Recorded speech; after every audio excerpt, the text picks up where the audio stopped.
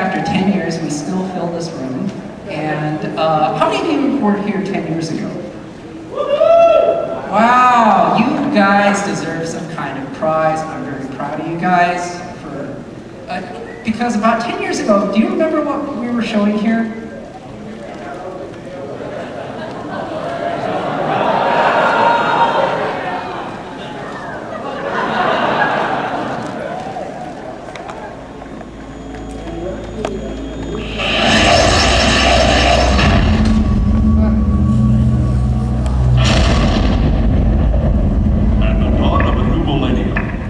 Technology enabled an interplanetary federation to remain at peace for 600 years.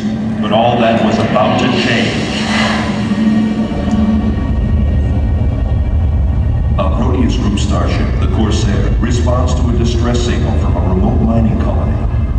Good news is, Airlock has located the miners in Shadow 19. Smart machines created through robotechnology are turning hostile. The fate of the entire universe hangs in the balance.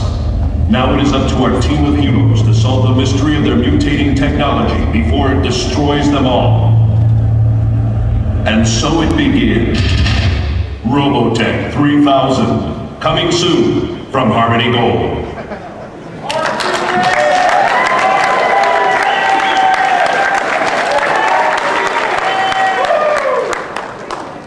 Hello everybody, we'd like to welcome you to the 10th anniversary of the cancellation of ROBOTECH 3000.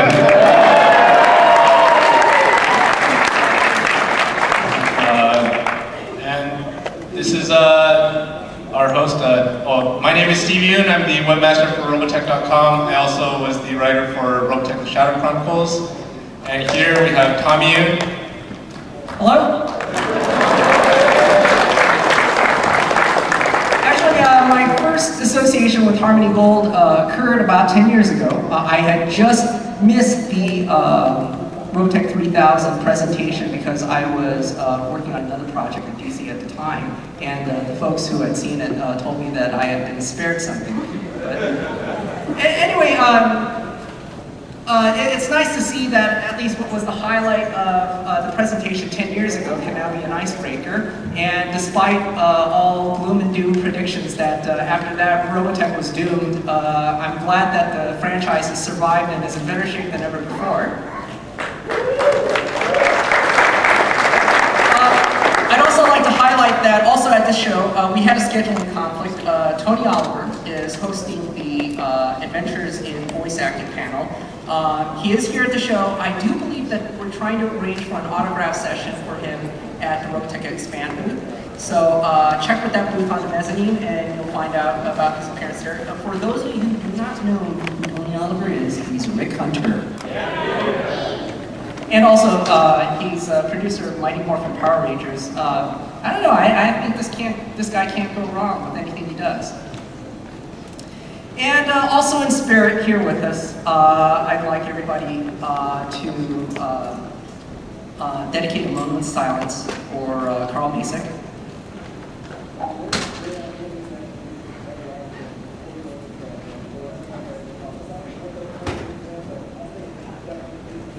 How many of you do not know who Carl Macek is? Wow. Well, I'm glad that you're here because everybody should know who Carl Macek is, in my opinion. He is the original producer and story editor of ROBOTECH, co-founder of Streamline Pictures.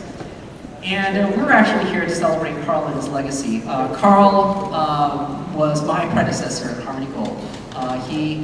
At about around the year 2000, he had moved to Texas to work over at ADV Films. The photo you see here is actually Carl and Ahmed Agrama at top, working together in the 80s on ROBOTECH with the staff at Tatsunoko. And the photo below is Carl and Ahmed working more recently on and talking about new ROBOTECH projects here at the Harmony Gold offices. And here is Carl learning to drive. He was born in 1951, September 1951 in Pittsburgh, Pennsylvania. And here is Carl during his educational years. He was, I believe, one of the first individuals in the United States to get a degree in, I can't remember, it was theory and cinema. It was very intellectual degree that he received from Cal State Fullerton. He had also attended the Massachusetts Institute of Technology, so he was a very, very smart guy. And at the right, he's interviewing Oscar-winning director Sam Peckinpah, so he was really into the field from the very start. And here is Carl with his lovely wife, Sylvia Masick. In the upper right image, he's working in post-production over at Harmony Gold, actually the Intersound offices, while he was working at Harmony Gold. And then in the bottom right, that's him and Sylvia much more recently. And Carl also, after his years at Harmony Gold, had worked at Streamline Pictures. That's a photo of him during that era in the left side. And on the right, that's him working at ADV Films. During his stint at ADV Films, it was actually a very productive partnership. Carl was over in Texas working at ADV. He was the producer on ROBOTECH DVDs, which became one of the best-selling DVDs of all time. And we were working in California with him. And it became really one of the biggest hits ADV ever had. And we're very proud of the work we accomplished with that. And that's Carl much more recently. The image on the left is Carl at Anime Mid-Atlantic. They had recently presented him with a Lifetime Achievement Award. And on the right, that's him attending the premiere of ROBOTECH The Shadow Chronicles with composer Scott Glasgow. And that is Carl with Ray Harryhausen. He hasn't worked just within the ROBOTECH realm. A lot of you may not know that he was the one responsible while at Streamline Pictures for bringing Akira to the US. He was one of the first to adapt Miyazaki's anime to the US. He had adapted Totoro way before Disney started picking up those rights. And this project that he's working on, in the upper right, you'll see him holding a book called War Eagles. He premiered that at last Comic-Con. War Eagles is actually an unfinished concept by the creator of King Kong, Marion C. Cooper, and Carl had actually completed the project, and we're very grateful that, to see more work from Carl, even right up to the very end. And here is Carl, very recently, I believe this is in April, this was one of the last times we got to meet and work with him. We cherished every moment. It was a wonderful experience, and he was working on ROBOTECH. So that is Carl's legacy, 25 years of ROBOTECH. I want to cover some of what we have going on here at Comic-Con, so you guys get a chance to run for it and get stuff before they're gone, before we cover some of the other projects that he was working on. Over the past year, right after last year's Comic-Con, we had launched ROBOTECH on Hulu and YouTube. ROBOTECH was one of the most bootlegged series out there. And that is that's a testament to its ongoing popularity. I'm sure everybody, in the late 90s had some kind of real video file of some ROBOTECH episode.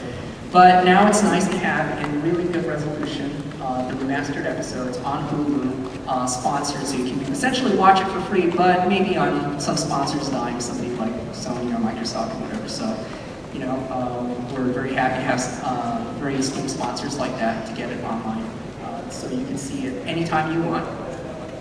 And while it was on the service, it was one of the top viewed anime. In fact, I believe it still to date is one of the most viewed animated films on Hulu. And how many of you speak Spanish? Okay, this was a big deal to the Spanish fans, especially for border states like California. We worked really hard on getting a unified Spanish release because ROBOTECH had been voiced by Spanish voice actors back in the 80s. And they were very popular. As a matter of fact, they were so popular that the gentleman who voiced Rick Hunter later on was selected by Lucasfilm to voice Luke Skywalker in the adaptations of Star Wars that are popular to this day in Mexico. And later on, when I had found out after the fact that when ROBOTECH was remastered, they had replaced all the voice actors. I mean, could you imagine what it